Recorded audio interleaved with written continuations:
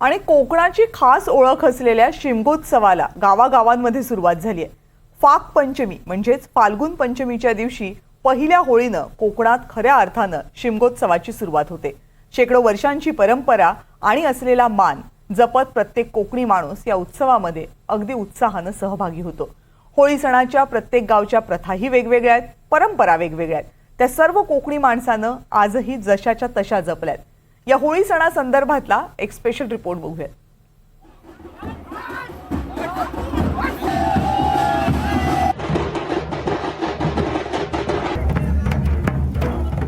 कोकणातील दोन महत्त्वाचे मोठे सण म्हणजे गणेशोत्सव आणि शिमगोत्सव। कोकणी माणूस कामानिमित्त आपल्या गावाबाहेर कुठेही असला तरी या दोन सणांना मात्र आवर्जून हजेरी लावत असतो। अगदी मुंबई, पुणे असेल किंवा इतर कोणत्याही मोठ्या शहरांमध्ये असेल तर या सणांना येण्यासाठी अगोदरच 6 महिने त्यांच्या सुट्ट्यांचं प्लॅनिंग ठरलेलं असतं। सध्या शिमगोत्सव सुरू झालेला आहे। फाग पंचमीपासून कोकणात शिमगोत्सवाला खऱ्या अर्थाने सुरुवात होते। फाग पंचमी म्हणजे फाल्गुन पंचमीला कोकणात शिमगोत्सवाला पहिली होळी लागते आणि त्यानंतर काही ठिकाणी त्रयोदशीला असतील, त्याचप्रमाणे पौर्णिमेला असेल, त्याचप्रमाणे भद्रेचे होम देखील म्हणजे भद्रेच्या होळ्या देखील लावल्या जातात।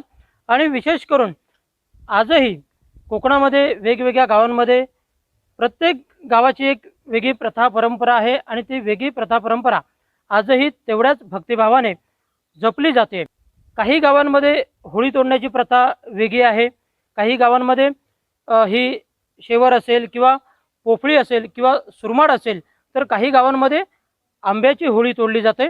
आणि त्या अगोदर ही होळी तोडण्या अगोदर सर्वजण ग्रामस्थ, चाकरमानी ग्रामदैवतेच्या मंदिरामध्ये एकत्र येऊन देवाला गाराणं घालतात आणि त्यानंतर ते होळी तोडण्यासाठी ज्या ठिकाणी होळीचं जे झाड पाहून ठेवण्यात आलेलं असतं त्या ठिकाणी जातात।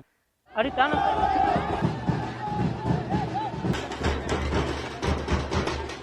आपण सध्या आलो आहोत ते संगमेश्वर तालुक्यातील आंबव्या गावी आलेलो आहोत। आणि या गावची प्रथा परंपरा होळी तोडण्याची नेमकी कशी आहे, कशा पद्धतीने इथले ग्रामस्थ होळी तोडण्यासाठी जात असतात आणि इथले आधी जी ग्रामदेवता आहे कालेश्वरी ग्रामदेवता, तिला आधी गाराणं घातलं जातं आणि त्यानंतर हे सर्व ग्रामस्थ जे आहेत ते होळी तोडण्यासाठी जात असतात।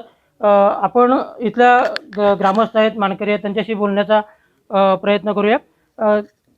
सर, एकंदरीत काय सांगाल, कारण कोकणात आजही वेगवेगळ्या प्रथा परंपरा जपल्या जातात, वेगवेगळ्या ठिकाणी वेगवेगळ्या दिवशी होळी तोडण्याची परंपरा आहे।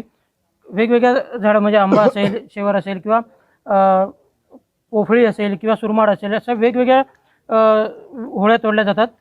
आपल्या गावची नेमकी परंपरा काय आहे, काय सांगाल?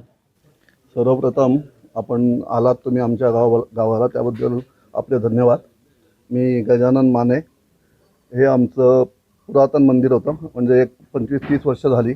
आता तुम्ही पाहताय की आज ते पाडलेलं आहे आणि आता त्याचं नूतनीकरण होणार आहे।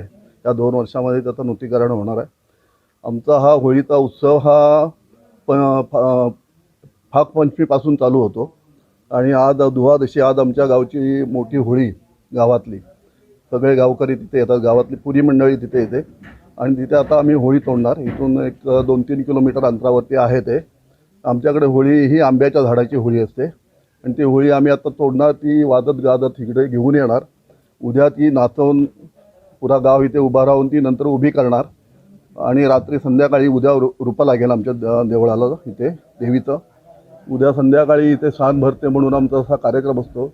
उद्या रात्रभर इथे सगळा कार्यक्रम असेल आणि परवाच्या दिवशी सकाळी भद्रेचे होम बोलतात त्याला, आमचा एक सकाळी पहाटे 5 वाजता होम होणार।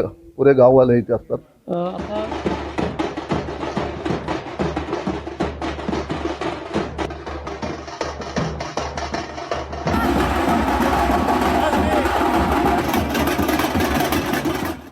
निश्चित आपण जर पाहायला गेलो तर या सर्व गावकऱ्यांनी ग्रामदेवतेच्या चरणी गाराणं घातलेलं आहे आणि आता हे सर्व ग्रामस्थ जे आहेत ती होळी तोडण्यासाठी निघालेले आहेत।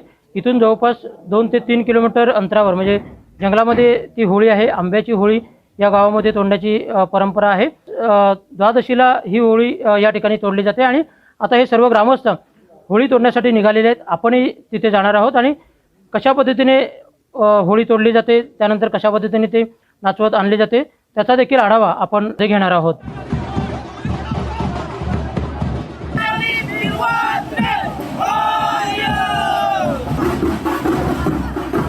आंबवगावच्या जंगलामध्ये आपण जवळपास 2.5 ते 3 किलोमीटर आतमध्ये आलेलो आहोत आणि या ठिकाणी होळीचं झाड तोडण्याची सुरुवात झालेली आहे. सुरुवातीला या जे होळीसाठी झाड तोडण्यात येणार आहे त्याची विधिवत पूजा करण्यात आली, नैवेद्य देखील दाखवण्यात आला, झाड दुपारत करण्यात आली आणि त्यानंतर जे गावचे मुख्य मानकरी आहेत, गावकर आहेत, त्यांच्या हस्ते पहिला घाव होळीच्या झाडावरती घालण्यात आलेला आहे आणि गावातील शेकडो ग्रामस्थ असतील, चाकरमणी असतील, ते या ठिकाणी सर्व हे होळीचं झाड तोडण्यासाठी आणि ते घेऊन जाण्यासाठी जमलेले आहेत. आपल्यासोबत इथले गावचे जे गावकर आहेत ते देखील आहेत, आपण त्यांच्याकडून जाणून घेणार आहोत. काय सांगाल, आता होळीसाठी जे झाड आहे ते आता तोडण्यास सुरुवात झालेली आहे. आंब्याचं झाड हे तोडलं जात आहे, काय सांगाल इकडून? हे झाड आमचे गावकर कमीत कमी 2-3 महिन्यापूर्वी येऊन बघून जातात. आमचे 2 गावकर आहेत, आमचे पेंढारी आणि घाटे. आता यावर्षी आमच्या कदमकोंडामध्ये आहे, घाटे यांनी बघून ठेवलं होतं. आमचे पेंढारी मुख्य गावकरांना दाखवलं, त्यानंतर त्यांनी ते पास केलं आणि मग ते तोडण्यासाठी गावाला घेऊन आले. बाबा आम्ही बघितलेलं आहे, चला. ते आता ते विधीप्रमाणे नेहमीप्रमाणे जी पूजा झाली, पूजाला नैवेद्य झाल्यानंतर गावकरांच्या हस्ते सुरुवात करून दिली गावकरांनी. त्याच्यानंतर दुसरे गावकर तोडतात, त्याच्यानंतर जे काही मेस्त्री मंडळी असेल ती तोडतात. अशी झाड पाडल्यानंतर ते पाडल्यानंतर ते चांगल्या रस्त्यावर घेऊन जाणार, तिथे पूजा होईल.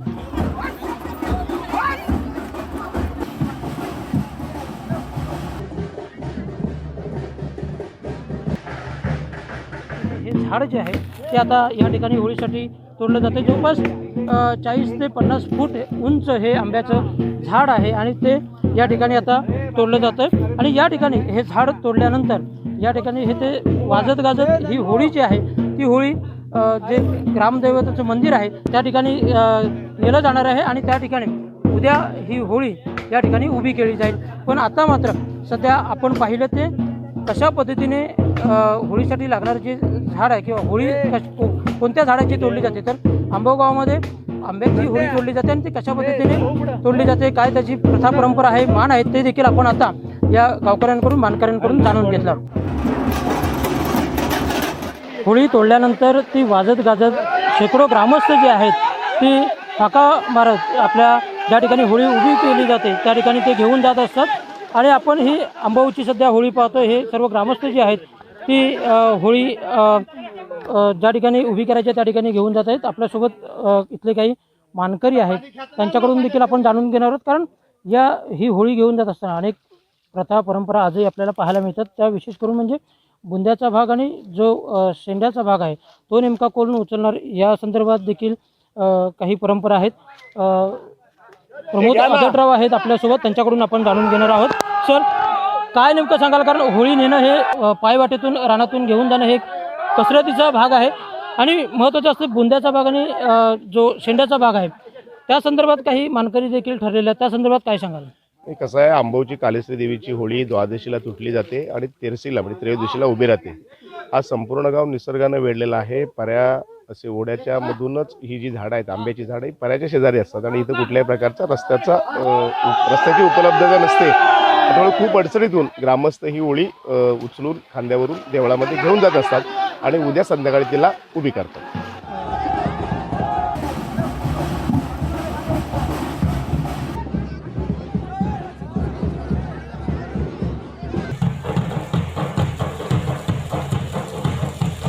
गावची ग्रामदैवता आपल्या लाडक्या भक्ताला भेटण्यासाठी त्याच्या घरी जात असते आणि त्यामुळेच कोकणवासीय तो जगाच्या पाठीवर कुठेही असला तरी या शिमगोत्सवासाठी आपल्या गावी येत असतो आणि यातून मिळणारी ऊर्जा त्याला वर्षभर पुरत असते आणि त्यामुळेच कोकणाने या सणांच्या माध्यमातून आपलं वेगळेपण आजही टिकवून ठेवलेलं आहे. राकेश गुडेकर, NDTV मराठी, रत्नागिरी.